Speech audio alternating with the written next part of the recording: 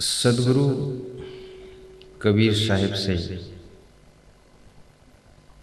किसी ने पूछा है कि संसार में कैसे रहना चाहिए। संसार में अच्छे लोग भी हैं, बुरे लोग भी हैं, तो क्या दुष्टों के बीच में दुष्टता हमको भी करना चाहिए? अच्छे लोगों के बीच में अच्छा व्यवहार करूं, दुष्टों के बीच में दुष्ट व्यवहार करूं, ऐसे रहूं कि कैसे रहूं? तो सदगुरु कबीर साहब ने बहुत अच्छा बताया है। चाणक्य से ये प्रश्न पूछा गया था तो चाणक्य का जवाब अलग है, लेकिन कबीर साहब कहते हैं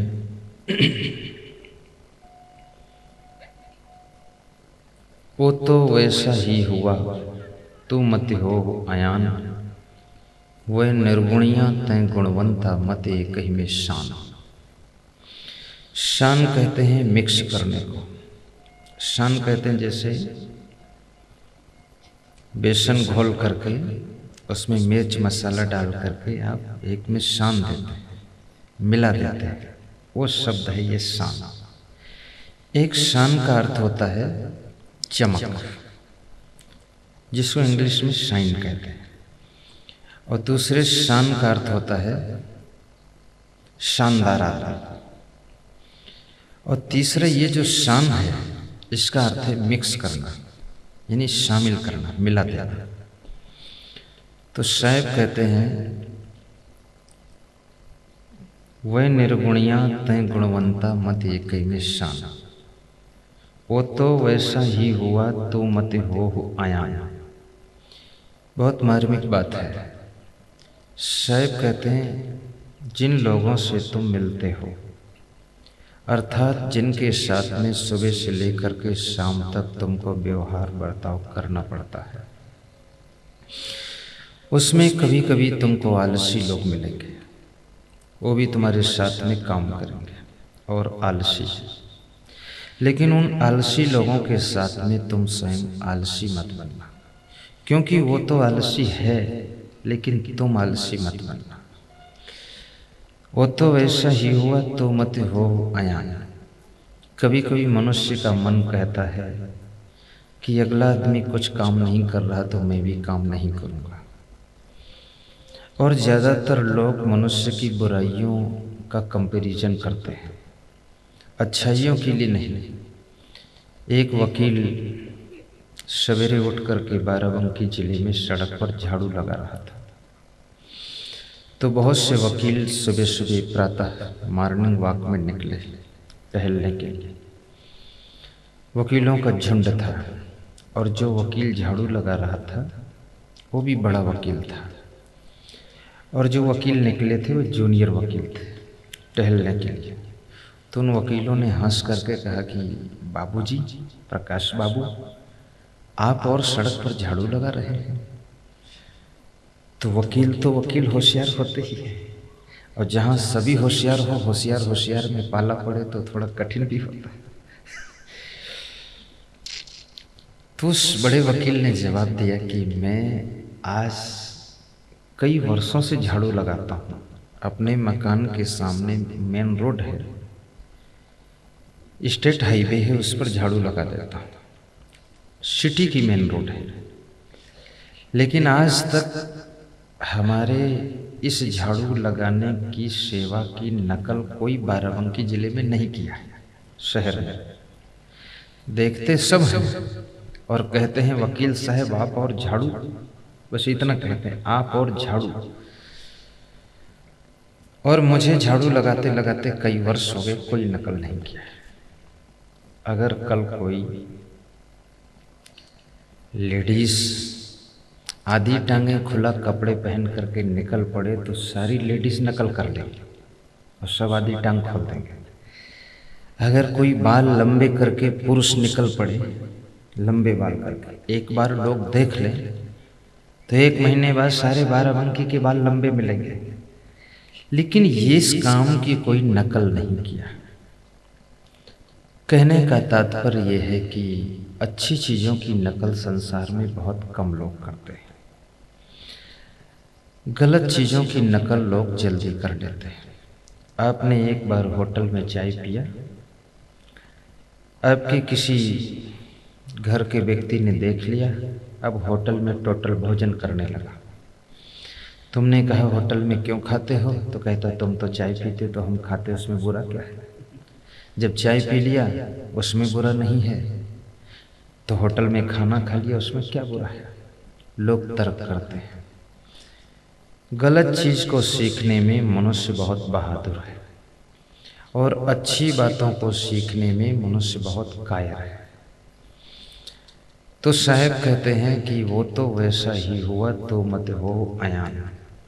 किसी आलसी आदमी का तुम्हारा संग पड़ जाए तो उसके संग में तुम आलसी मत बनना। तुम्हारे घर में तुम्हारी देवरानी देर तक सोती है, लेकिन तुम उसकी बराबरी मत करना। ये मत सोचना कि मेरी देवरानी 6 बजे तक सोती है तो मैं 7 बजे तक सोऊंगी, ये 7 बजे तक सोती तो मैं 8 बजे तक सोऊंगी। ज़्यादातर घरों में इस बात का भी विवाद है, क्योंकि सोने में कंपटीशन चल रहा है, आराम करने में कंपटीशन चल रहा है, लेकिन झाड़ू लगाने में कोई कंपटीशन नहीं, बर्तन मांजने में कोई कंपटीशन नहीं। मुझे ठीक से याद है, मैं स्कूल जाता था, कक्षा 9 में पढ़ता था, तो हमारे चचेरे भाई और हम दोनों साथ में जाते थे। तो चचेरे भाई कहते थे साइकिल मैं चलाऊंगा, और मैं बोलता था मैं चलाऊंगा। तो जो साइकिल पहले पा जाता था, उस उम्र में शौक भी थी साइकिल चलाने की, तो वो चलाता था। बीच रास्ते में हम मांगते थे हमको लाओ हम चलाएं, तुम बैठो, तो बोलते थे तुम छोटे हो तुम बैठो हम चलाएंगे। उन्होंने और हमने दोनों ने ग्रेजुएट पढ़ाई साथ साथ किया, लेकिन कभी उनकी हमारी लड़ाई नहीं हुई और न हिस्का पटैती हुई।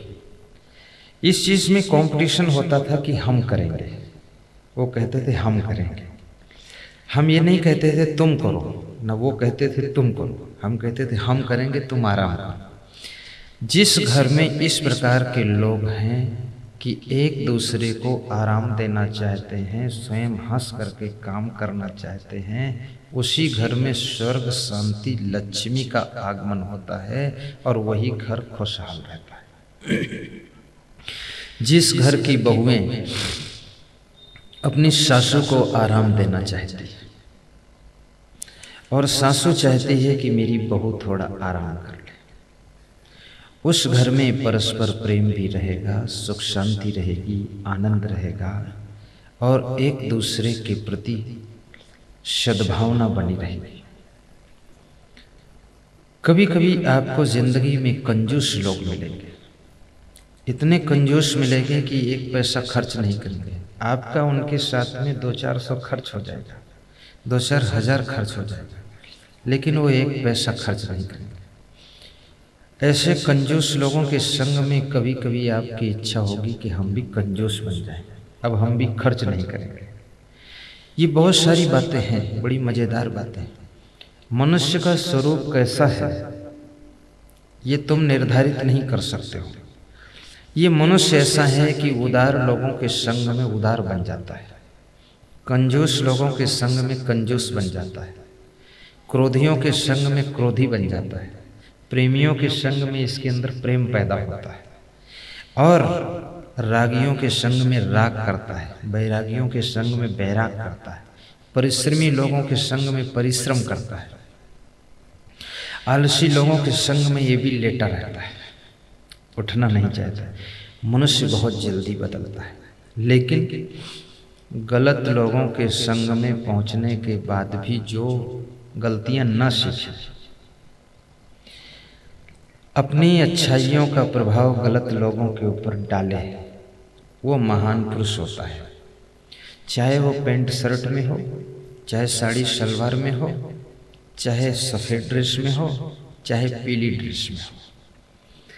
जो व्यक्ति किसी भी समाज में, सभा में, संगठन में, पार्टी में, घर में, परिवार में, संस्था में जा करके संशोधन करता है, नए नियमों का निर्माण करता है, उसको और अच्छा प्रोसेस करने के लिए, विकसित करने के लिए, डेवलप करने के लिए नई नई योजनाएं, नई नई प्लानिंगें, नए नए विधान, नए सूत्र ईजाद करता है और उन पर स्वयं सबसे पहले चलता है और सबको चलने की प्रेरणा देता है और सबको अपने प्रबल आकर्षण में खींच करके चलाता है। ऐसा व्यक्ति महान पुरुषों का भी महान पुरुष होता है और ऐसे लोग जहाँ रहते हैं वहाँ की दुनिया जरूर चेंज होती है और वहाँ पर स्वर्ग की लहरें उठने लग जाती है। भाइयों बहनों, परिवर्तन, एक वह परिवर्तन है कि ऊंचे से नीचे की ओर आना, दूसरा परिवर्तन है नीचे से ऊंचे की ओर जाना और तीसरी पोजीशन है कि बीच में रहना, ना ऊपर से नीचे आना, ना नीचे से ऊपर जाना, जहां है वहीं रुके रहना, स्टॉप करना, जहां है वहीं रुकना। ये भी हमारे जीवन का लक्ष्य है। उस यात्रा पर हमें आपको निकलना है जिसके आगे राह नहीं। खोजते चले जाओ, चलते चले जाओ, खूब विकास भी करो। संगठन में जितनी शक्ति है उतनी शक्ति अकेले में नहीं है। आपको बताता हूं मैं, जैसे आपके सिर का एक बाल कोई बच्चा भी उखाड़ सकता है, लेकिन आपके सिर के 1000 बाल, मुट्ठी भर बाल पकड़ करके अगर बच्चा उखाड़ना चाहे तो नहीं उखाड़ सकता, क्योंकि उन बालों में संगठन है। बाल शक्तिवान हो गए और ये बाल जब तक सिर में लगे, एक संगठन में सिर के साथ साथ है, तो इन बालों की शोभा है, इन बालों की दुनिया है, बालों की रौनक है, बालों का सौंदर्य है, बालों का संसार है, बालों का आकर्षण है, बालों की चमक दमक है, बालों का फैशन है, बालों पर पैसे खर्च किए जाते हैं, बालों पर कंघा चलता है, बालों को शीशा में देखा जाता बार बार। बाल कोई मामूली नहीं है, लोग कुछ नहीं देखते लेकिन बाल देखते हैं। खोपड़ी है कि नहीं इसका पता नहीं, लेकिन बाल है तब ठीक है। बहुत विचित्र है इस बालों की दुनिया में। बालों का बहुत बड़ा हाल है, बालों का बवाल है, बालों का जंजाल है। और बालों पर अभी एक औरत अमेरिका गई थी बाल सेट कराने, 4 लाख रुपए देकर बाल सेट करवाया। तो मैं सोच रहा था वो मेरे पास आती, मैं 4 रुपये में सेट कर देता, किसी नाई को लगा देता, मुंडन कर देता, वो गुटमुंडी हो जाती, बाल सेट हो जाता, 6 महीने को फुर्सत कर देते। अब वो अमेरिका से बाल सेटअप करवाया, उसके बाद फोटो खिंचवाया, उसके बाद वो राजनीतिक महिला है उसमें फोटो लगवाया कि हमारे बाल सुंदर लगना चाहिए। बालों के ऊपर इतना 4 लाख में 8 आदमियों के 50-50 हज़ार के एक कमरे बन जाते। ये बाल में कौन कमरा बनेगा, इसमें तो एक चिड़िया भी नहीं रह सकती। लेकिन बालों की दुनिया है, बालों की बहार है, बालों का त्योहार है और बालों पर लोग रिझे हुए हैं। और सबसे बड़ी बात कि काले बाल लोगों को पसंद है, सफ़ेद बाल पसंद नहीं। काले बाल अच्छे लगते हैं और काले बाल कोई रखना बुरा नहीं है, बाल काले रहे। ये काले बाल आपके जवानी के प्रतीक है। आप सदैव जवान बने रहो, स्ट्रिक्ट बने रहो, लेकिन केवल बालों से जवान नहीं, आप विचारों से भी जवान बनो। आप भक्ति में भी जवान बनो, दान करने में भी जवान बनो। आपके दान में भी जवानी आनी चाहिए, ताकत आनी चाहिए। ऐसा नहीं कि 2 रुपया फेंक दिया हो गया जय बजरंगबली, फिर दान में भी जवानी आए, फिर प्रेम में भी जवानी आए। किसी से प्रेम करना है, साहिब बनते आइए बैठिए। और घर की व्यवस्था देखने में भी जवानी दिखनी चाहिए, अतिथि के सत्कार में जवानी का असर दिखना चाहिए और कंट्रोल करने में भी जवानी का सेटिंग दिखना चाहिए। यानी आपको कभी बूढ़ा मत समझो। आप, मैं नहीं कहता हूं कि आप अपने को बूढ़ा समझो, क्योंकि कुछ लोग बूढ़े नहीं होते हैं लेकिन अपने आप को बूढ़ा समझ लेते हैं तो वे कमज़ोर दिखाई देने लगते हैं और कमज़ोर हो जाते हैं। कई बार देखा जाता है जब तक मनुष्य सर्विस करता है बहुत स्वस्थ दिखता है, थोड़ा चेहरे पे चमक रहती है और चलता है सीधे होकर, स्ट्रिक्ट होकर के, और सर्विस से रिटायरमेंट हुआ थोड़ा झुक के चलता है। मिलिट्री कमांडेंट रिटायर होकर के आया।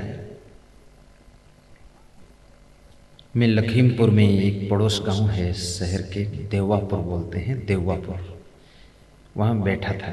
सुबह सुबह मॉर्निंग वॉक करके 4-5 किलोमीटर की परिक्रमा करके मैं आया था, कुर्सी डाल के नीम के पेड़ की छाया में बैठा था।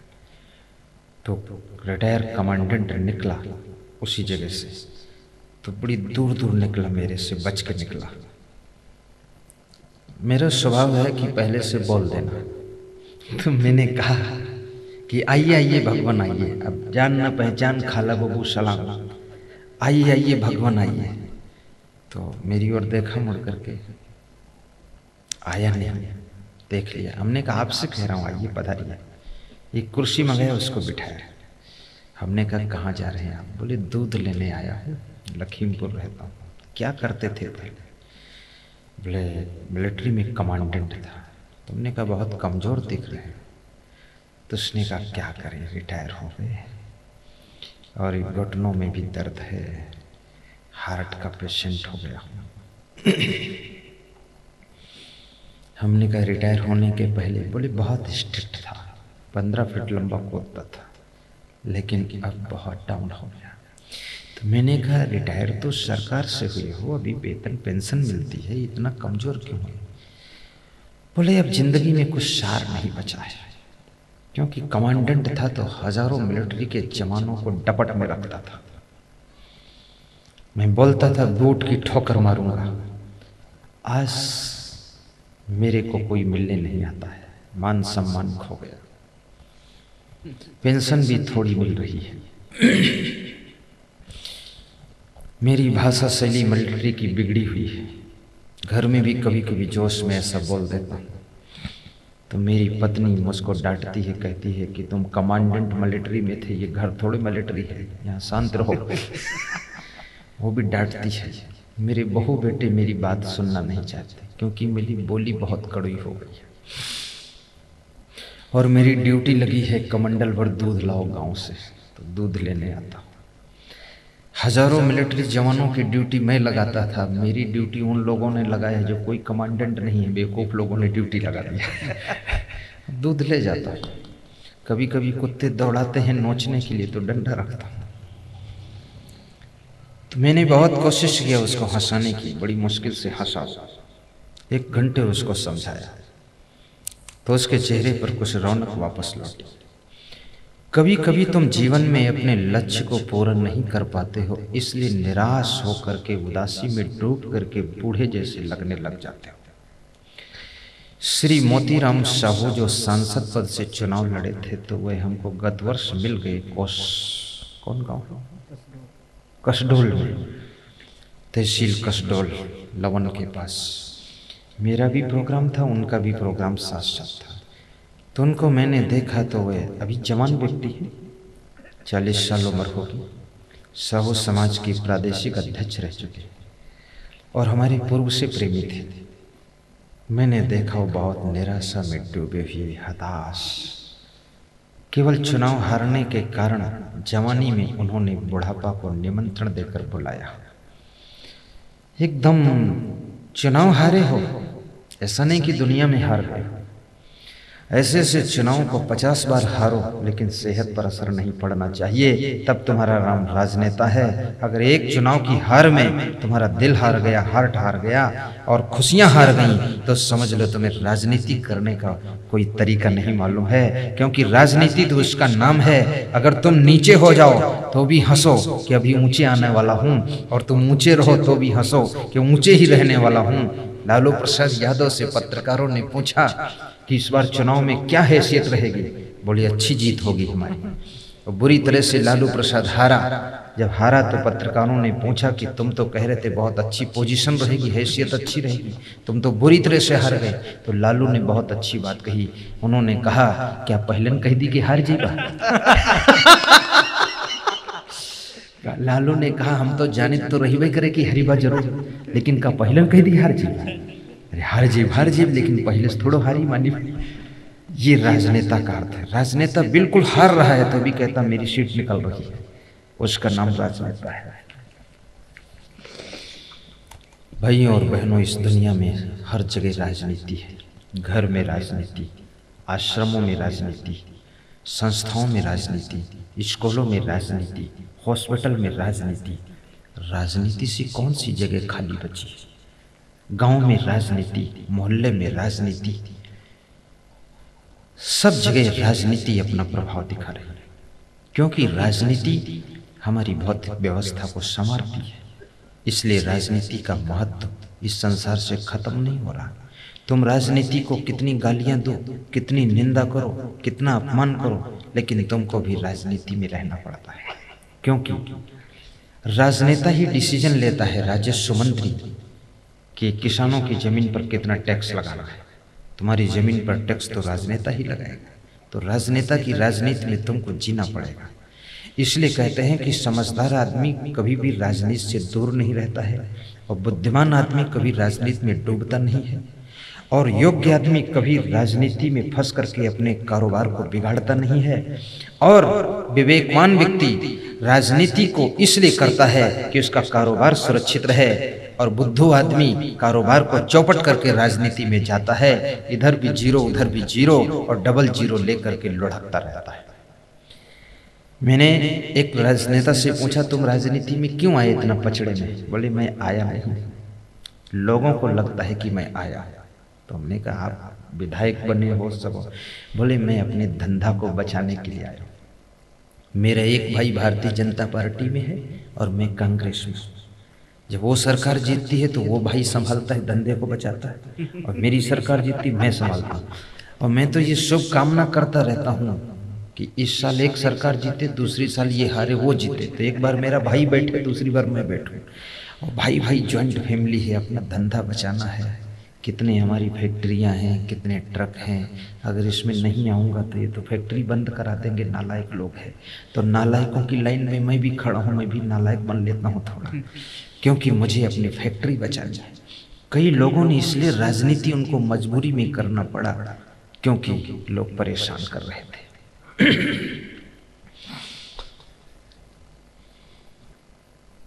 भाइयों और बहनों, वो तो वैसा ही हुआ तो मत हो आयान, वह निर्गुणिया तय गुणवंता मत एक ही में शान। शायद कहते हैं कभी कभी तुम्हारी जिंदगी में ऐसे लोग तुमको मिलेंगे जो तुम्हारी खूब निंदा करते होंगे, तुम्हारा विरोध करेंगे, तुमको गाली गलौज भी करेंगे, और तुम्हारी बढ़ती हुई स्पीड को रोकने के लिए ब्रेकर बनेंगे। लेकिन तुम उनकी स्पीड में ब्रेकर मत बनना, लेकिन तुम उनकी निंदा मत करना, लेकिन तुम उनसे ईर्ष्या मत करना, क्योंकि बुद्धिमान व्यक्ति कभी किसी की निंदा नहीं करता है। क्योंकि निंदा करने से अपना समय, अपनी सामर्थ्य, अपनी वाणी व्यर्थ में चली जाती है।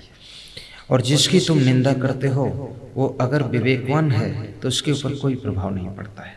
जैसे गांव में हाथी निकलता है, कुत्ते भौंकते हैं तो हाथी उसकी परवाह नहीं करता है और हाथी चला जाता है। कुत्ते भौंक भौंक कर थक जाते हैं, उनके मुंह से लार गिर जाती है, फेना गिर जाता है। कुत्ते सोचते हमने बड़ी बहादुरी का काम किया है, लेकिन हाथी सोचता है बेवकूफ़ है, इनको भौंकने दो। हाथी कभी कुत्तों के साथ में भौंकता नहीं है। अगर हाथी भी भौंकने लग जाए तो हाथी हाथी नहीं, वो भी कुत्ता है, भले साइज में बड़ा हो पर है कुत्ता। उनके साथ भौंकता नहीं, देख लेता है मुड़ करके, इसलिए देख लेता कहीं इनकी संख्या ज़्यादा होगी टांग न पकड़ ले। बाकी हाथी भौंकता नहीं, शांत चला जाता है। इसी प्रकार से जिनमें हाथी जैसा धैर्य है, हाथी जैसी गंभीरता है, हाथी जैसी सावधानी है, हाथी जैसा जिनका व्यवहार मधुर और वजन है, वह लोग निंदकों से कभी प्रभावित नहीं होते। और याद रखना, तुम्हारी निंदा संसार में बढ़े तो अपनी किस्मत समझना, क्योंकि निंदा से तुम्हारा अहंकार टूटता है। तुम्हारी हर व्यक्ति वंदना करे, प्रशंसा करे, अच्छा कहे तो तुमको अहंकार आ सकता अच्छा होने का। लेकिन कुछ % लोग अगर निंदा कर रहे हैं तो तुम्हारे अहंकार को तोड़ रहे हैं। अहंकार तो तुम्हारा है, कूड़ा कचड़ा तो तुम्हारा ढेर है, लेकिन तोड़ने का काम वो कर रहे हैं और बिना वेतन के तोड़ रहे हैं, बिना बुलाए तोड़ रहे हैं। तुम्हारा कचड़ा वो साफ कर रहे हैं। उनको धन्यवाद देना कि जरा करते रहना, कभी आलस्य मत कर। फायदा और समझदार। एक सज्जन से मैंने पूछा, तुम किसी की निंदा नहीं करते हो, तुम्हारी निंदा बहुत लोग करते हैं। उसने कहा, जो मूर्ख होता वही निंदा करता है, समझदार निंदा नहीं करता। क्योंकि निंदा करने से स्वामी जी एक बहुत बड़ा नुकसान है कि हम उस समय में, जो समय हम निंदा में लगाते हैं, उस समय में हम अपना विकास कर सकते हैं, अपने प्लानिंग में सोच सकते हैं। और जो अपनी वाणी दूसरों के निंदा बुराई में खर्च करते हैं, उस वाणी का हम सदुपयोग करें, अपनी बिजनेस में, अपने परिवार की उन्नति में हम आगे बढ़ जाते हैं। और जो हम लोगों को जोड़ करके दूसरे के विरोध में रखते हैं, उतना हम लोगों को जोड़ करके अपने सहयोग में लगाते हैं, तो हम और आगे बढ़ जाते हैं। कठोपनिषद के ऋषि ने कहा है, जिनको आत्मबोध हो जाता है वह लोग किसी से ईर्ष्या भी नहीं करते हैं और किसी की निंदा भी नहीं करते हैं, क्योंकि वह समझ जाते हैं कि जो हम में है वही इनमें भी आत्मा बैठा हुआ है। हम ये सब एक जैसे हैं, सब में वही है नूर समाया, कौन है अपना कौन पराया। अंगुष्ठ मात्रा पुरुषः आत्मनि तिष्ठति ईशानो भूत भव्यस्य न ततो बीजगुप्सते एतत् वै तत्। बहुत गौर से इस बात को समझना। कठोपनिषद के ऋषि कह रहे हैं, यमराज के मुख से नचिकेता को सुनाया जा रहा है कि हे नचिकेता। नचिकेता ने कहा कि परमात्मा कौन है, परमात्मा कहाँ है। यमराज के घर पर नचिकेता गए हैं और नचिकेता कहते हैं, मुझे धन नहीं चाहिए, कौवे नहीं चाहिए, जमीन नहीं चाहिए, मुझे केवल आत्मा परमात्मा का बोध चाहिए। आत्मा परमात्मा का बोध यमराज नचिकेता को करा रहे हैं। तो यमराज कहते हैं, हे नचिकेता, मनुष्य के शरीर में अंगुष्ठ मात्र का जो स्थान है, ये हृदय स्थान। इस अंगुष्ठ मात्र के हृदय स्थान में जो आत्मा के रूप में चेतन तत्व निवास करता है, जिसके निवास करने से भूत भविष्य वर्तमान का अनुशासन चलता है, जिसके शरीर में रहने से मनुष्य विकास करता है, उन्नति करता है, और उसका जिसको बोध हो जाता है वह किसी की निंदा नहीं करता है, किसी से ईर्ष्या नहीं करता है, क्योंकि वो समझ जाता है जो मेरे अंदर है वही उसके अंदर है। ये वही है परमात्मा जिसके संबंध में तुमने पूछा है। आत्मा से अलग परमात्मा नहीं है नचिकेता, ये आत्मा के रूप में परमात्मा सबके घट घट में बसा हुआ है। इसको जो पहचान लेता है उसको हर घट में परमात्मा का दर्शन होता है। जो नहीं पहचान पाता है वो मठ में ढूंढता है और सठ जैसा स्वभाव बना करके दूसरों को दुख देता रहता है। सबके अंदर आत्मा के रूप में परमात्मा बैठा है जो सबको सुख पहुंचाए, ये सबसे बड़ी पूजा है। और सबके लिए करुणा रखे, सबके लिए शुभ कामना करे, वही परमात्मा का बोध प्राप्त कर चुका है। अंगुष्ठ मात्रः पुरुषः आत्मनि तिष्ठति ईशानो भूत भव्यस्य न ततो बीजगुप्सते एतत् वै तत्। तो साहब कहते हैं, कभी कभी तुम्हारे जीवन में ऐसी भी स्थिति आएगी कि लोग तुमको क्रोधी स्वभाव के मिलेंगे। जब लोग बहुत क्रोधी स्वभाव के मिलें, खाम खा नाराज हों, खाम खा उलझन करें, तो उनके चेहरे को गौर से देखना और उन पे दया करना कि बेचारा बहुत परेशान है क्रोध में। जिन पे मनुष्य क्रोध करता है वे उतना ज़्यादा परेशान नहीं होते हैं, लेकिन जो इंसान क्रोध करता ना वो ज़्यादा परेशान हो जाता है। इसलिए आप देखो, प्रेम तो आप 24 घंटे कर सकते हो, किसी से प्रेम करो 24 घंटे कर सकते हो, लेकिन क्रोध आप 24 घंटे नहीं कर सकते हो।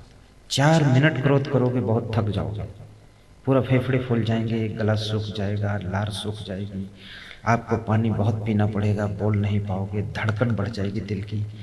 अब ये क्रोध की स्थिति। और क्रोध करने से फायदा तो कभी हुआ नहीं है, नुकसान हमेशा होता है। लेकिन क्रोध आता क्यों है? क्योंकि क्रोध जो है अहंकार का छोटा भाई है, नाना भाई है। जब अहंकार को जहाँ जहाँ ठेस लगती है वहाँ वहाँ छोटा भाई आकर के अहंकार की मदद करता है और वो उत्पन्न हो जाता है। लेकिन समझदार व्यक्ति अहंकार का ही मर्डर कर देता है। अभी मैं एक डॉक्टर के यहाँ गया था, रायपुर में बहुत बड़ा डॉक्टर है, मैं उसका नाम थोड़ा थोड़ा भूल गया हूँ, थोड़ा थोड़ा याद है। उसको कुछ नाम वर्मा जी बोलते हैं। स्कैन स्पेशलिस्ट है, ये जो चर्म रोग होते हैं ना, इसका स्पेशलिस्ट है। बहुत माना हुआ छत्तीसगढ़ का फेमस डॉक्टर है, वर्मा बोलते हैं। तो उसके यहाँ मैं बैठा, उसने कहा कि मैं आपके आश्रम आऊँगा, आपके आश्रम में गार्डन तैयार करूँगा। मैंने कहा ठीक है। बोले आप ले चलोगे तभी पहुँचूँगा। तो 3 साल हो गए मैं इसको ले नहीं जा पाया, लेकिन 3 साल में 3 बार भेंट किया उससे। उसका हमारा प्रेम हो गया। उसके घर की गार्डन देखा, अच्छा लगा। बोला मैं आश्रम में गार्डन बनवा दूँगा, लेकिन योग नहीं बना कि मैं भी पहुँचूँ, उसको पहुँचाऊँ साथ में। तो उसके यहाँ बैठा था, उसके एसी चल रहा था, एयर कंडीशन कमरा था, जोर से चल रहा था, याद है। तो मेरे को ठंड लगा। मैं थोड़ा बहुत ठंडी हवा ज़्यादा नहीं खा पाता, क्योंकि बचपन से देसी में रहा, तो साधु बने एसी में ज़्यादा नहीं रह सकता। बचपन से किसान का बच्चा था और बहुत गरीब भी नहीं था, बहुत अमीर भी नहीं था, बहुत राजा भी नहीं था, बहुत फूटा हुआ बाजा भी नहीं था, मीडियम था, काम चलता था। तो हमने कहा थोड़ा एसी कम कर दो। बोले कम कर देता। उसने उठाया और रिमोट और दबा दिया, कम हो गया। लेकिन फिर भी ठंड लगी मुझे, तो 5 मिनट बाद फिर मैं बोला और कम। तो उसने कहा इसका पूरा मर्डर कर देता। बहुत हंसाने वाला डॉक्टर है। मेरी जिंदगी में ये प्रथम डॉक्टर ऐसा है जो बड़ा हंसमुख हास्य रस का डॉक्टर है। तो उसने उठाया रिमोट और पूरा बंद कर दिया। बोले लो इसका मर्डर कर दिया, अब आपकी टेंशन खत्म, अब ठीक है। तो मैं सोचा ये किस भाषा में बोलता है। हमने कहा डॉक्टर साहब आप बहुत मज़ेदार डॉक्टर हैं। बोले हम अगर मज़ेदार ना होते तो यहाँ 150 मरीजों की भीड़ ना होती। हमारी मज़ेदारी में मरीज जाते हैं, क्योंकि दवा तो हर डॉक्टर देता है, लेकिन प्रेम से बोलते नहीं लोग, गुस्सा कर देते हैं, नाराज हो जाते हैं। और हमको ये लोग 100 रुपये 150 रुपये फीस दे जाते हैं। मेरी फीस तगड़ी है महाराज, वो तो संतों से नहीं लेता हूँ, बाकी मैं 200 भी ले लेता हूँ। और सबको हंसाता हूँ, प्रेम में फंसाता हूँ, मरीज बनाता हूँ और दवाई देता हूँ और 200 रुपये फीस लेता हूँ। और लोग खुश होकर जाते हैं और जेब देखते तो खाली हो गई। बोले मेरा तो ये बिजनेस है, डॉक्टरी करता हूँ और खूब धन कमाया हूँ महाराज। ये मेरे गुरु का फोटो लगा है। मैं धर्म में भी धन लगाता हूँ, लेकिन अगर मैं फ्री इलाज करूँ तो लोगों को विश्वास नहीं होगा। लोग सोचेंगे साधारण डॉक्टर, अनुभव नहीं, कोई आता नहीं, इसलिए फ्री फंड चला रहा है। इसलिए फीस लेता हूँ। फीस ले करके फिर धर्म प्रचार में भी लगाता हूँ।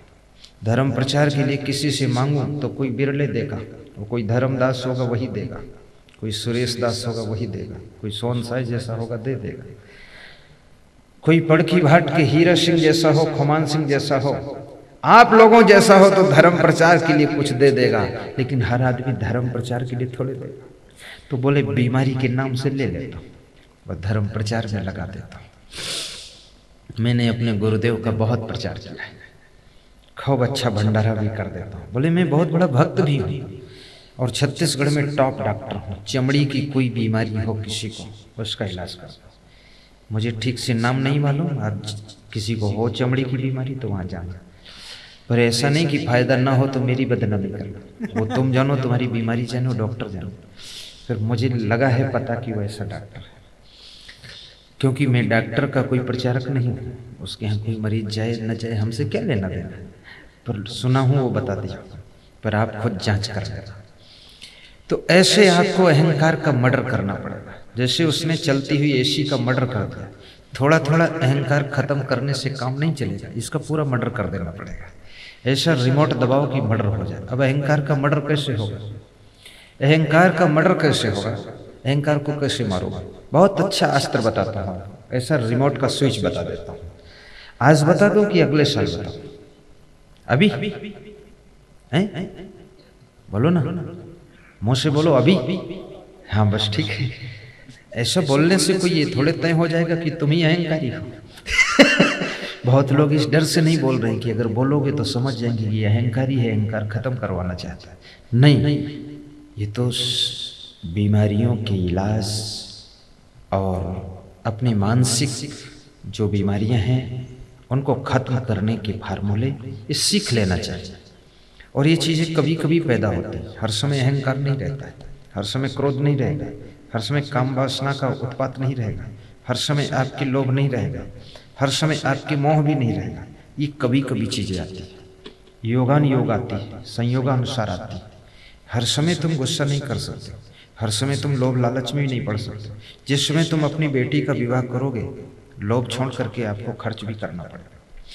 जिस समय आप शराब पीने की आदत में फंस जाओगे तो आप कितने लोभी हो, लेकिन शराब के लिए आप उदार बन जाओगे और 100 का नोट निकाल के शराब मंगा लोगे। तो कभी कभी लोभी लोग भी उदार बनते हैं, वे आदत में फंस कर उदार बनते हैं। लेकिन समझदार व्यक्ति प्रायः जरूरत पड़ने पर और साथ साथ में उचित चीज़ों के लिए उदार रहता है, गलत चीज़ों के लिए कंजूस रहता है। तो सबसे बढ़िया अहंकार का मर्डर करने का साधन है कि जितनी छोटी से छोटी सेवा होगी उतना बड़ा सा बड़ा अहंकार मर जाएगा। जैसे झाड़ू लगाना, पत्तल उठाना, जूठे बर्तन मांजना, चरण पखारना, बंदगी करना, बिछौना बिछाना, लोगों को नाश्ता कराना, ये ऐसी सेवाएं हैं जिनमें अहंकार मरता है, अहंकार का मर्डर होता है। इसलिए कई बार लोग सेवाओं में भी क्वालिटी ढूंढते हैं, कहते हैं हमको लिखने पढ़ने की सेवा मिलनी चाहिए। अब वो अहंकार को बचाए रखना चाहते हैं, थोड़ा झाड़ू लगाने की भी सेवा ले लो। मैं सबसे पहले जब मुस्तफाबाद में आया तो झाड़ू लगाने की सेवा लिया, 2-3 साल खूब झाड़ू लगाया और सभी साधुओं के पैर छूता था। पैर छूने से भी अहंकार का मर्डर होता है। ऐसे ऐसे साधुओं के पैर छुआ जिन साधुओं को कुछ मालूम नहीं था, लेकिन मैं पैर छूता था। एक साधु ने कहा सबके पैर क्यों छूते, जो बैठा हो सबके छूते चले जाते। हमने कहा हमको ये देखना नहीं कौन बैठा है, हमको अपने अहंकार को मारना इसलिए छूना है। और जितना ज़्यादा बेवकूफ़ के पैर छुएंगे उतना ही अहंकार मर जाएगा, क्योंकि महान पुरुष के तो सभी छू लेते हैं लेकिन कम समझ वाले की भी छू लो। और छूने से हमारा फायदा है, छूने वाले का फायदा होता है। जो चरण छूता है उसका अहंकार मरता है, जो चरण छूता है उसके अंदर प्रेम पैदा होता है, जो चरण छूता है उसको नम्रता मिलती है, जो चरण छूता है उसके भीतर सरलता आती है। तो हमको जो मिलना है वो तो मिल ही रहा है। अब कोई साधारण है तो भी छू लो। अब 4 के छू, 1 को छोड़ दो तो उसके मन में होगा कि हमसे नफरत मानते कि दुनिया भर का बाउंडर खड़ा करेंगे, इसलिए एक साथ में छू लो, बस ठीक है, छू लेते थे। लेकिन चरण छूते छूते छूते छूते सबका प्रेम हमको मिल गया। आश्रम में हमारा कोई विरोधी ही नहीं बचा, क्योंकि सबके पैर छुआ तो सब हमारी प्रशंसा करते थे, हमारी प्रशंसा करते थे। 1.5 साल बाद गुरुदेव ने कहा तुम हमारे उत्तराधिकारी हो। तो हमने कहा खाली रखो, उत्तरा और दक्षिण अधिकारी मत बनाओ गुरुदेव, ऐसे ही ठीक रहेगा। बोले नहीं तुम ठीक हो। तो हमने कहा अभी हमें बहुत कुछ सीखना है। बोले कुछ नहीं सीखना, सब सीख चुके हो। उत्तराधिकारी बनाया। 10 साल तक उत्तराधिकारी का भी कोई काम नहीं कर पाया मैं, अभी भी उत्तराधिकारी वाला काम नहीं कर पाता। उत्तराधिकारी का मतलब है कि सारा संभाले, और वो संभाल ही नहीं पाता हूँ, क्योंकि मेरा विभाग नया निकल पड़ा, ये प्रचार का विभाग। आश्रम के उत्तराधिकारी बने थे और प्रचार वाला डिपार्टमेंट खुल गया। अब इतना लंबा चौड़ा है कि आश्रम में झांकने का भी टाइम नहीं। कोई आश्रम में क्या हो रहा है उत्तराधिकारी के यहाँ कोई पता ही नहीं। उत्तराधिकारी के पास कोई उत्तर ही नहीं, उनके पास प्रश्न ही प्रश्न सब है। लेकिन सभी संतों का प्रेम मिला, स्नेह मिला। तो छोटी सी छोटी सेवा करके तुम अहंकार का मर्डर कर सकते हो। और ये सेवाएं किसी के कहने से ना कर सकोगे। ये भी मत देखना कि अगला आदमी सेवा नहीं कर रहा तो मैं भी ना करूं, वो तो वैसा ही हुआ तो मत हो आया। कबीर साहब कहते वो नहीं कर रहा तुम उसकी नकल मत करो। आप करो। अभी गत वर्षों में एक आदमी साइकिल किसी पुलिया पर चढ़ा रहा था। साइकिल के बीच में एक बोरी रखी थी और साइकिल के पीछे भी एक बोरी रखी थी, और उसके धक्का से साइकिल चढ़ नहीं रही थी। तो हमने कहा चलो हम भी धक्का लगाते हैं। उस आदमी की मेरी पहचान भी नहीं थी। अब उसकी साइकिल में हम लोग धक्का लगाने गए, तो हमारे साथ में 2 संत थे। हमने कहा तुम लगाओगे कि हम लगाते हैं? संत ने कहा हम लगा देते हैं। हमने कहा चलो हम भी लगाते, थोड़ा सा इसको पार कर दो। ये 1 कुंटल 1.5 कुंटल लाद के चढ़ा रहा है, कमज़ोर आदमी है। तो जब धक्का लगाने लगे तो साइकिल वाला बोला कि गुरुजी आप रहने दो। तो हमने कहा तुम हमको जानते हो? बोले हम 3 बार प्रवचन सुन चुके। बोले आप धक्का मत मारो, ये लोग संत लोग लगा देंगे, ठीक है। तो हमने कहा नहीं, गुरु वही है जो संसार में धक्का मारे तो भवसागर से पार हो जाओ, और साइकिल में धक्का मारे तो पुल से पार हो जाओ। धक्का लगा के पार कर दिया। उससे मेरा बहुत फायदा हुआ कि अहंकार नॉर्मल हो गया कि मैं गुरु हूँ, मैं साधु हूँ, मैं महान पुरुष हूँ, मैं ये नहीं कर सकता, वो नहीं कर सकता। थोड़ा धक्का मार दिया। और कबीर साहब ने भी कहा है कि दे धक्का दो। और कबीर साहब ने धक्का देने के लिए आज्ञा दिया है कि बहा है बही जाता है कर गहे चहु और, अब कहा जो माने नहीं दे धक्का दो। और साहब कहते हैं कि संसार की बुराइयों की धारा में इंसान बहता जा रहा है, बहा है, बह रहा है, बहा जा रहा है, मानता नहीं है। लेकिन फिर भी तुम्हारा कहना अगर नहीं मानता है तो दे धक्का दो। और यानी 2 बार और प्रयास करके देख लो, हो सकता है लास्ट बार में ही वो संभल जाए और उसकी जिंदगी पतित पावन हो जाए, उसका जीवन गुलाब के फूल की तरह महकने लग जाए। बबूल के कांटों जैसी रूखी सूखी चुभती हुई जिंदगी गुलाब के फूल जैसी सुंदर सौंदर्यशील खुशबूदार बन जाए। तो अंत में भी 2 धक्का मारकर और देख लो, अर्थात 2 बार और प्रयास करके देख लो। हिम्मत मत हारो। जब वो बुराइयां नहीं छोड़ रहा है तो तुम धक्का मारना छोड़ो मत, धक्का मारते रहो। कभी ना कभी तुम्हारा धक्का ऐसा लगेगा कि बुराइयों के गड्ढे से पार होकर के अच्छाइयों के धरातल पर आएगा और उसका जीवन चमत्कार हो जाएगा। थोड़ा जोरदार ताली बजाना सोन साहब। हाँ, ऐसा बजाओ कि बुहारा तक सुनाई दे। नहीं, मैं ही तो कबीर पंथ में एक ऐसा संत हूं जो ताली बजाने की छूट देता हूं। बाकी संत कबीर साहब में ताली नहीं बजाई जाती, और मेरे को भी कोई सिखाया थोड़े चुप्पे से बजवाता हूँ। हाँ, बाकी संत लोग जान जाए तो डांटेंगे ना कि तुम ताली क्यों बजवाते। पर संत लोग सोचते हैं कि यह संत साहब तो अपने ढंग से चलने वाले संत हैं। हर संत अनोखा होता है, हर संत चोखा होता है, हर व्यक्ति एक बेजोड़ होता है, कोई किसी का जोड़ा नहीं लग सकता है। आज इस सभा में हजारों लोग बैठे हैं, अगर हम जोड़ा लगाए रामबाई का रजनीबाई से, जोड़ा नहीं लगेगा। वो चंद्रवती का जोड़ा लगाए जानकी बाई से, जोड़ा नहीं लगेगा। क्योंकि जानकी बाई जब मिलती तो कहती हमारे घर पधरोनी चलो गोल गोल भजिया खाओ, और चंद्रवती बाई जब मिलती है तो कहती गुरुदेव दान ले ले, स्वीकार कर ले, तो मानत कहे नहीं गुरुदेव। दोनों में फर्क, स्वभाव में फर्क, विचारों में फर्क, वाणी में फर्क, शरीर में फर्क, संस्कारों में फर्क। किसी का जोड़ा इस दुनिया में हुआ नहीं आज तक। अगर सोन साहेब साहू पैदा हुआ है तो अकेला ही इस क्वालिटी का व्यक्ति है। अगर बहोरन साहू है तो अकेला ही इस क्वालिटी का व्यक्ति है। विशाल देव थे अकेला ही, कबीर साहब अकेला ही, और हम भी अकेला ही, और हर व्यक्ति अकेला है और निराला है, अनोखा है, चोखा है, किसी का किसी से मेल ही नहीं। ये तो विवेक से हम लोग मेल करते, प्रेम करते हैं कि हर व्यक्ति अलग अलग। बाप बेटे में मेल नहीं होता। बाप को सिगरेट पसंद है, बेटे को धुआं भी नहीं पसंद। बाप को आलस्य पसंद है कि मिट्टी का मकान होना चाहिए, बेटे को चमकता हुआ मकान पसंद है। बाप को साइकिल पसंद है 20 साल पुरानी कि घंटी बजे न बजे पर मेटगाट तो बज ही रहे। लेकिन बेटे को कार पसंद है कि फर्स्ट क्लास इंडिको कार में चलाए। हर व्यक्ति का सोच अलग अलग है। कभी भी अपने बेटे को जबरदस्ती आप अपने रास्ते में चलाने की कोशिश मत करना।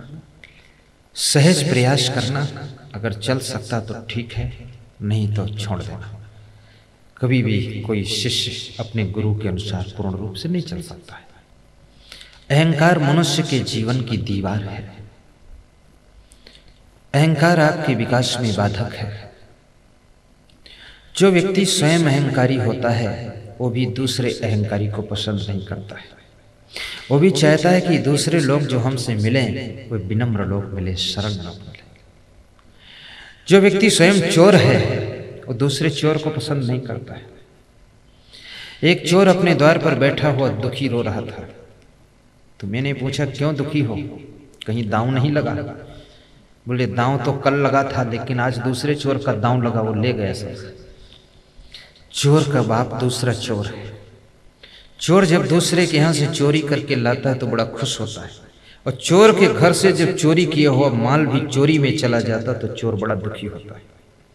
चोर को भी चोरी पसंद नहीं, चोर को चोर पसंद नहीं। चोर भी चाहता है कि दूसरे लोग चोर ना हो, केवल अकेला मैं चोर रहूं ताकि सबकी चोरी करूं, मेरी चोरी कोई न करे। लेकिन दुनिया में अकेला कोई चोर नहीं हो सकता है, क्योंकि अकेले चोर कहाँ, बहुत सारे चोर हैं, बहुत से संत हैं।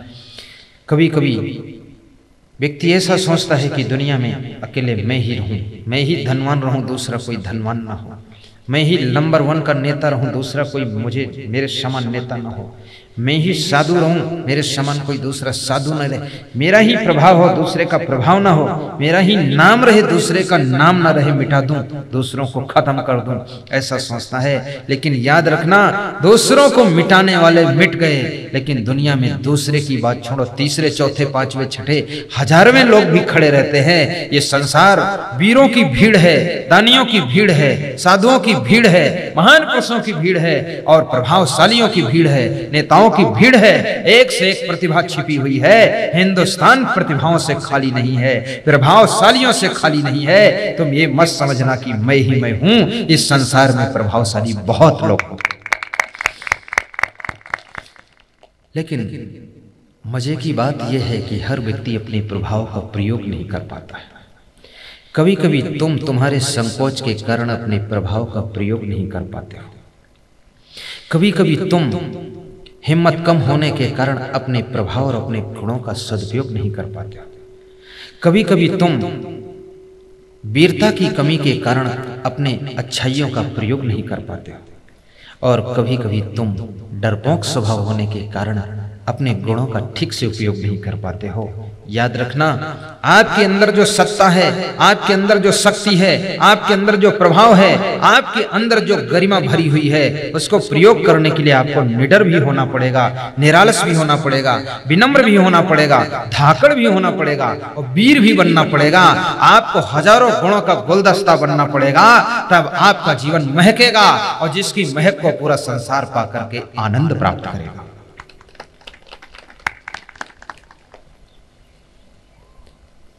कबीर साहब कहते हैं कि बुरे मार्ग में जाने से डरो, लेकिन अच्छे कार्य करने में निडर हो जाओ। कभी डरो मत। वहां डरना चाहिए जहां तुम्हारे हाथों से बुराई होने जा रही है, लेकिन वहां निडर हो जाओ जहां तुम कुछ अच्छा करने जा रहे हो। किसी गांव में एक आदमी ने सत्संग समागम का प्रोग्राम लिया, तो गांव के लोगों ने कहा तुमने हमसे पूछा नहीं, नारियल भेंट कर दिया, हम प्रोग्राम में सहयोग नहीं करेंगे। बोले धन्यवाद है, सहयोग मत करना पर श्रोता बनकर सुनना। बोले श्रोता बनेंगे लेकिन सहयोग नहीं करेंगे। बोले कोई बात नहीं, मेरे खेत में सत्संग होगा और खेत के धान का चावल बनेगा, सब खाएंगे।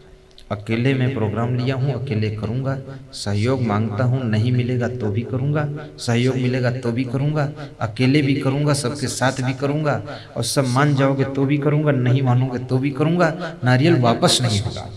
उसने प्रोग्राम किया, अपने खेत में किया। बोला खेत में इसलिए करूँगा ताकि कोई डिस्टर्ब ना कर सके, और खेत में प्रोग्राम उसके हुआ।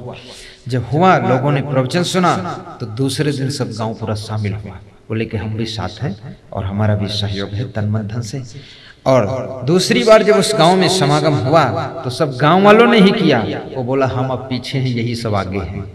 भाइयों और बहनों, अच्छे काम के लिए अगर कोई अगुवाई करता है तो उसका सहारा, उसका सहयोग आंख मूंद कर देना चाहिए। अगर बुरे काम के लिए कोई तुमसे पूछता है तो भी हाँ नहीं करना चाहिए। तब समझ लो तुम्हारे अंदर इंसानियत है। अच्छे काम में पूछने की जरूरत नहीं है, और बुरे काम के लिए कोई पूछे तो भी हाँ करने की जरूरत नहीं है। उसी का नाम इंसान है, और वही इंसान इस दुनिया को महान बनाता है। आपकी भी समस्या है, आप हमसे नहीं पूछ सकते। क्यों नहीं पूछ सकते हैं? क्योंकि आपको वर्षों वर्ष बाद कहीं अवसर मिलता है तो आप सोचते हैं कि अब थके और रुके का बात ही मत करो, जो जितना सुना दे उतना सुनते जाओ। ये तो चांस ही कम मिलता है। सत्संग तो कभी कभी मिलता है, कुसंग तो रोज मिलता है। कुसंग से दूर भागो फिर भी कुसंग में रहना पड़ता है, और सत्संग के नजदीक जाओ तभी सत्संग से दूर हो जाना पड़ता है। इसी का नाम माया रूपी संसार है। जहां ये माया तुमको सत्संग से दूर करे तो समझ लेना आप माया रूपी संसार में हो, और जहां तुम्हारा विवेक कुसंगत से तुमको दूर कर दे और सत्संगत के निकट ले जाए, बारंबार ले जाए, तो समझ लेना माया रूपी संसार में रह करके भी माया का प्रभाव तुम पर नहीं है, क्योंकि तुम्हारे भीतर विवेक का सूरज उदय हो चुका है। अब माया का अंधकार मिट चुका है और आपके जीवन में सुख शांति का प्रकाश फैल चुका है। सत्संग की गंगा बहती है, गुरुदेव तुम्हारे चरणों में। सत्संग की गंगा बहती है, गुरुदेव तुम्हारे चरणों में। फल मिलता है उस तीर्थ का, कल्याण तुम्हारे चरणों में। फल मिलता है उस तीर्थ सब बोलिए, कल्याण जोर से बोलिए, तुम्हारे चरणों में। सत्संग की गंगा बहती है, गुरुदेव तुम्हारे चरणों में। सत्संग की गंगा बहती है, गुरुदेव तुम्हारे चरणों में। गुरुदेव तुम्हारे चरणों में, हे नाथ तुम्हारे चरणों में। गुरुदेव तुम्हारे चरणों में, नाथ तुम्हारे चरणों में। एक बार जो दर्शन पाता है, एक बार जो दर्शन पाता है, वह आप ही का हो जाता है। वह आप ही का हो जाता है। क्या गुप्त तुम्हारी प्रीति है धन्य तुम्हारे चरणों में। क्या गुप्त तुम्हारी प्रीति है धन्य तुम्हारे चरणों में। गुरुदेव तुम्हारे चरणों में, हे नाथ तुम्हारे चरणों में। गुरुदेव तुम्हारे चरणों में, हे नाथ तुम्हारे चरणों में।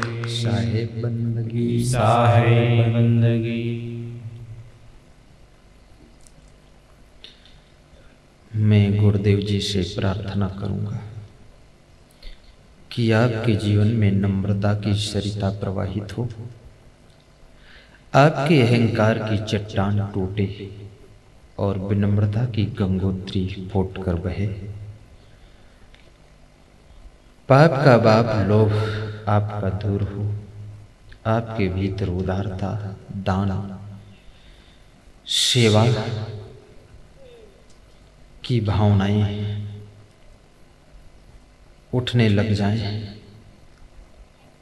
आपकी क्रोध की आग बुझे और करुणा की धारा बहे। ऐसी स्थिति आपको मिले।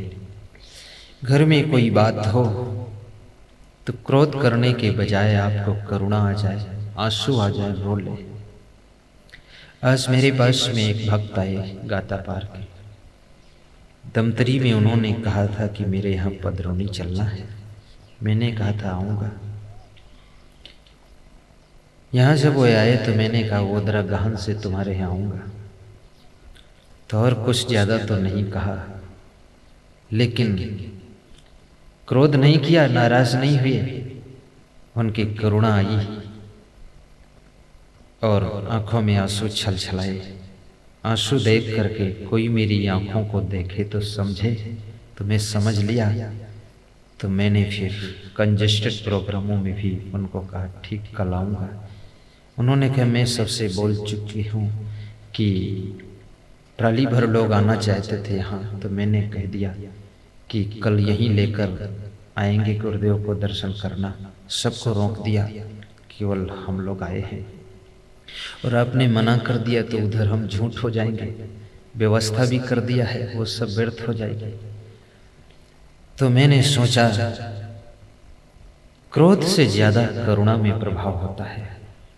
आपका बच्चा जब रोता है तो आप दया करके बहुत दौड़ कर जल्दी उसको उठा लेते हैं, लेकिन बच्चा जब गुस्सा करता है तो आप एक उसके चांटा भी लगा देते हैं और झकझोर देते हैं कि गुस्सा दिखाता है। लेकिन बच्चा जब रोने लग जाता है तो आप कुछ नहीं कहते हो, दौड़ के उसको गोद लेते हो, कंधे पर रख कर हिलाते हो, दूध पिलाते हो, खिलौना देते हो, उसको फुसलाते हो कि रोना मत। इसलिए जिनके पास में ये करुणा का स्वभाव है उनको समझना, करुणा से जिंदगी में तुम्हारी जीत होती है। गाता पार के भक्त का नाम है खुमान सिंह और उसकी पत्नी का नाम रामबाई। उनकी आंखों में आंसू छलक आए, कुछ बोले नहीं, तर्क नहीं किया, ना तो नाराज हुए, बस केवल निराश हुए कि अरे राम राम ये क्या हो गया, बिल्कुल कैंसिल, मेरा प्रोग्राम इतना दूर जा रहा है। तो मैंने यश कर दिया कि ठीक है आऊँगा। इसलिए संत लोग भजन गाते हैं कि कोई मेरी आँखों को देखे तो समझे कि तुम मेरे क्या हो, कि तुम मेरे क्या हो। तुम ही मेरे मंदिर, तुम ही मेरी पूजा, तुम ही देवता हो, तुम ही देवता हो। तुम्हें देख करके ये ख्याल आ रहा है कि जैसे फरिश्ता तरस दे रहा है।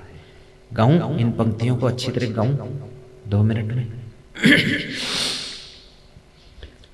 कोई मेरी आँखों को देखे तो समझे कि तुम मेरे क्या हो, कि तुम मेरे क्या हो। कोई मेरी आँखों को देखे तो समझे कि तुम मेरे क्या हो, कि तुम मेरे क्या हो। तुम ही मेरे मंदिर, तुम ही मेरी पूजा, तुम ही देवता हो, तुम ही देवता। सब दोहराइए, बहुत आनंद आए। मेरे मंदिर, तुम ही मेरी पूजा, तुम ही देवता हो, तुम ही देवता हो।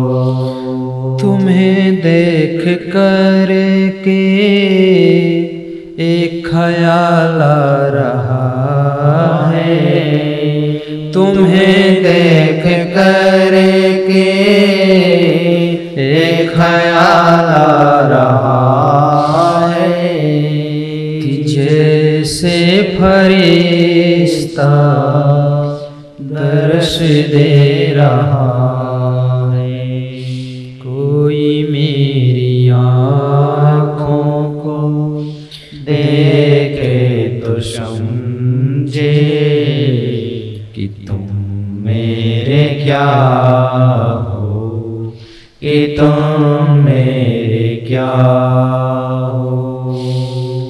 तुम ही राम मेरे, कन्हैया तुम्ही हो, जीवन की नैया के खेवैया तुम्ही हो। जिधर देखता हूँ नजर तुम्हें आते, सभी भक्त साधक तेरे गीत गाते। गीतों की माला की रचैया तुम्ही हो, जीवन की नैया के खेवैया तुम्ही हो। तुम्ही राम मेरे कन्हैया तुम्ही हो, जीवन की नैया के कभी कभी घर गाना अपने माता पिता के लिए भी गा सकते हो, अपने पति के लिए भी गा सकते हो। हाँ गाओ गाओ, तुम गाते रहो, नहीं जानू पूजा शिवा अपने गुरु के लिए भी गा सकते हो।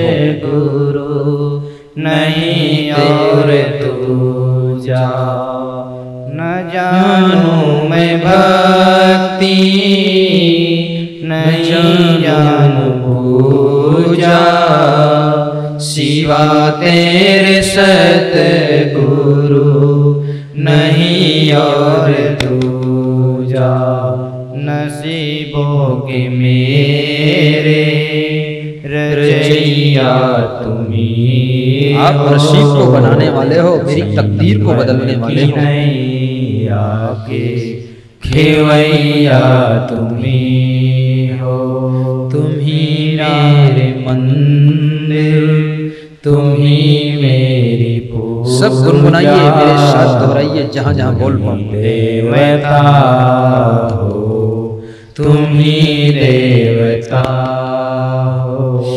तुम्हें देख कर के एक ख्याल आ रहा है कि जैसे फरिश्ता दर्श दे रहा है। तुम्हें देख कर के ये ख्याल आ रहा है कि जैसे फरिश्ता दर्श दे रहा है। तुम्ही मेरे मंदिर, तुम्ही मेरी पूजा, तुम्ही देवता हो, तुम्ही देवता हो। आपके हृदय में करुणा जितनी अधिक होगी, जिंदगी के हर फील्ड में तुम उतना ज्यादा सफल हो। क्रोध से बहुत ज्यादा सफलता नहीं मिलती है, करुणा से ज्यादा सफलता मिलती है। एक पति कह रहा था कि मैं अपनी पत्नी को कभी जवाब नहीं देता। मैंने कहा क्यों? बोले एक बार जवाब दिया था तो 1 घंटे रोई थी, अब मैं जवाब नहीं देता हूँ तो मैंने अब कौन जवाब देता है? कहा अब वो जवाब देती है और मैं सुन लेता हूँ तो वो मुस्करा देती है, मैं खुश हो जाता हूँ और मेरी गृहस्थी मधुर मधुर चलती रहती है। आपस में बात मत लड़ाना। अगर आपकी पत्नी कुछ कहे तो सुनने के दिल में गुंजाइश रखना। आपका पति कुछ कहे, आंखों से देख करके करुणा से भर जाना, सुन लेना, बात मत लड़ाना। क्योंकि बात लड़ाने से प्रेम घट जाता है। बात लड़ाने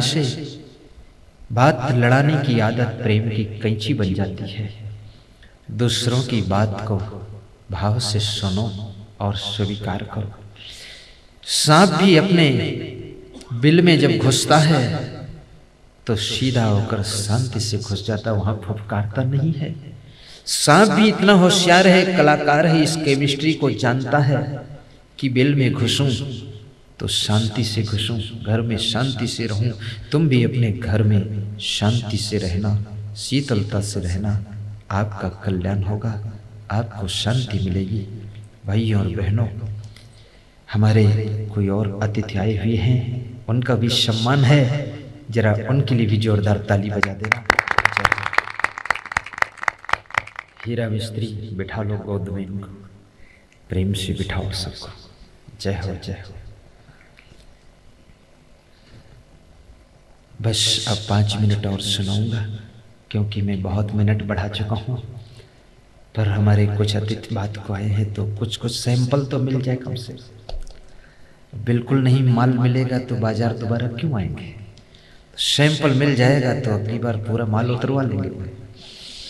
हाँ, कुंवारी बाई को तो सैंपल दे दिया, अगली बार सत्संग का माल अरमरी कला में उतार देना है, सबको सुनवा देना है अपनी विधानसभा, राइट?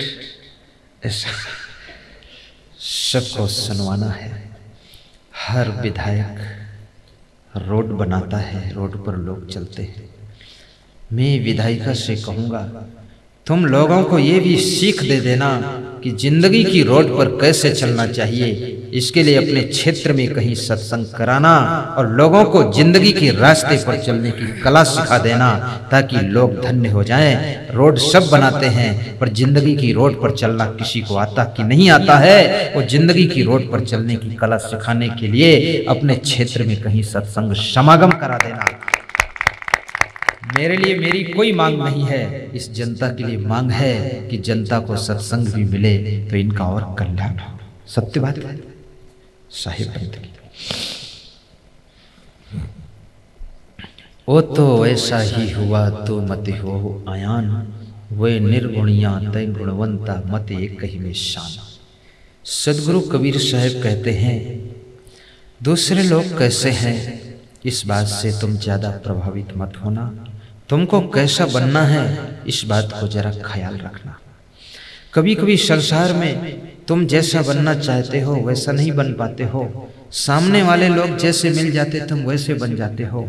याद रखना, ऐसी जिंदगी तुम्हारी मौलिक जिंदगी नहीं कही जाती है। ऐसी जिंदगी उधार जिंदगी है, छाया जिंदगी है। ऐसी जिंदगी तो दूसरों की जिंदगी की धक्का जिंदगी है। आपकी जिंदगी आप जैसी बननी चाहिए, आप जैसा बनना चाहते हो, जिस महानता को हासिल करना चाहते हो। सामने वाले कितने सड़े लोग मिलें, लेकिन उनके साथ में तुम मत सड़ना। तुम तो कुछ खुशबूदार बनना, गुलाब के फूल बनना, कांटों की गोद में भी मुस्कुराना। चारों तरफ से दुखों के कांटे हों, लेकिन फिर भी तुम्हारी जिंदगी में गुलाब खिलना चाहिए, और खुशियों का गुलाब ऐसा खिले कि हजारों लाखों लोगों के अंदर भी खुशियों की खुशबू फैला देना। तब समझ लो जीने का तरीका आया है। फूल को देखो तो खिलता और महकता है, बुलबुल को देखो तो मस्ती से चहकता है। मिश्रा जी गौर से देखना, फूल को देखो तो खिलता और महकता है, बुलबुल को देखो तो मस्ती से चहकता है, पर इंसान को क्या हो गया भगवान, जब देखो तो कुढ़ता है या बहकता है, कुढ़ता है या बहकता है। इंसान की बहुत बड़ी बीमारी है, उसके अंदर कुढ़न, जलन, ईर्ष्या, द्वेष की पूरी भंगार भरी रहती है। जो इन बीमारियों से ऊपर उठता है वो फूल बनकर के कांटों की गोद में भी खिलता है। मैं गुरुदेव से प्रार्थना करूंगा कि आपका जीवन गुलाब का फूल बने, आपकी आवाज कोयल की आवाज बने, और आपकी जिंदगी में सब खुशबू खुशबू होनी चाहिए। आप जहां रहो वहां स्वर्ग जैसा वातावरण बनाओ। राजनीति करो, जिस पार्टी में पहुंचो वहां भी तुम्हारा निराला चमत्कार हो। और अगर तुम समाज में सेवा कर रहे हो, समाज में भी ऐसी नीतियां अपनाओ जिससे कि लोग तुमको धन्यवाद दें। और घर में रहो तो घर के लोग तुम्हारे लिए शुभकामना करें। और साधु संतों में भक्ति करो, पहुंचो तो हर साधु तुम्हारा मुठों पर नाम ले कि वास्तव में वो पड़ की भाट के हीरा मिस्त्री वास्तव में भक्त हैं, हर संत की सेवा सत्कार में आगे रहते हैं। आपका ऐसा नाम हो।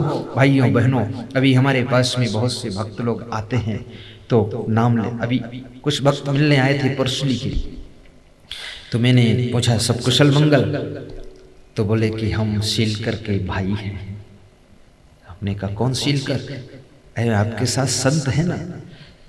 आपके नाम से आपके परिवार वालों की पहचान हो, आपके नाम से आपके गांव की पहचान हो, आपके नाम से आपके जिले की पहचान हो।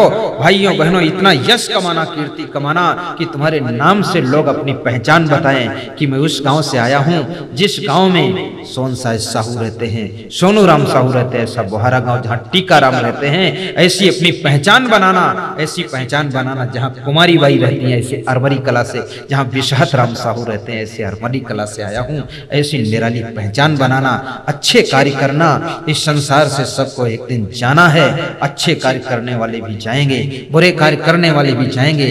फर्क इतना होगा, आया है सो जाएगा। राजा रंक फकीर एक सिंहासन चढ़ चले, एक बांधे जात जंजीर, एक बांधे जात जंजीर। एक तो पुण्य के सिंहासन पर बैठकर जाता है, दूसरा पाप की जंजीरों में बंद कर जाता है नरक की ओर, और एक पुण्य के सिंहासन पर बैठकर स्वर्ग की तरफ यात्रा करता है। आपके लिए पुण्य का सिंहासन तैयार हो, ऐसी जिंदगी जीना। जिंदगी ऐसी बना जिंदा रहे दिलशाद तू, और तू न हो दुनिया में तो दुनिया को आए याद तू, दुनिया को आए याद तू। भाइयों बहनों, इंसान की खुशबू रहती है, इंसान बदलते रहते हैं, दरबार लगा रह जाता है, सुल्तान बदलते रहते हैं, सुल्तान बदलते रहते हैं। आज सदगुरु कबीर साहब नहीं है, लेकिन उनके ज्ञान की सुगंध संसार में जन जन के दिलों में व्याप्त है। आज गुरु घासीदास नहीं है, लेकिन ओठों पर उनका सबके नाम है। आज हमारे आपके बीच में स्वामी महावीर नहीं है, लेकिन उनके तपस्या की वीरता सबको याद है। भाइयों बहनों, हनुमान जी नहीं है, लेकिन उनकी भक्ति सबको स्मरण है। हमारा आपका जीवन भी ऐसा हो, कम से कम हजारों वर्ष तक आपके अच्छे कर्मों की छाप इस नाशवान संसार में बनी रहे, तब समझ लो आपको जीने की कला आई है, और आपकी जिंदगी तभी धन्य कही जा सकती। अब मैं सत्संग को विराम दूंगा, सीधे होकर बैठ जाए। वो तो वैसा ही हुआ तो मत हो आया, वे निर्गुणिया तय गुणवंता मते कही में शाम। संगति से सुख उपजे, कुसंगत से दुख हो, कहें कबीर कहाँ जाइए, जहाँ अपनी संगति हो। कबीर मन निर्मल भया, जैसे गंगानी, पाछे पाछे हरि फिरे, कहत कबीर कबीर। कबीरा खड़ा बाजार में, मांगे सबकी खैर, ना काहू से दोस्ती, ना काहू से बैर। संगत की जय साधु की, हरे और की ब्याह, ओछी संगत क्रूर की, आठों पहर उपाय। वो तो ऐसा ही हुआ तू मत हो आया, वै निर्गुणिया तय गुणवंता मते कही में शाम। सर्वे भवन्तु सुखिना, सर्वे सन्तु निरामया, सर्वे भद्राणि पश्यन्तु मा कश्चित् दुःख भाग्। कथा विसर्जन होत है, सुनिए भक्त सुजान, चाय के चिंतन कीजिए, धरि उर में गुरु ज्ञान। ध्यान मूलम गुरुर्मूर्ति, पूजा मूलम गुरुपदम, मंत्र मूलम गुरुर्वाक्यम, मोक्ष मूलम गुरु कृपा। सभी श्रोता पद्मासन में बैठ जाएं, घुटनों पर हाथ रख लें, पहली उंगली अंगूठा जोड़ लें, 3 उंगलियां फैला लें, रीढ़ सीधी कर लें, ध्यान मुद्रा में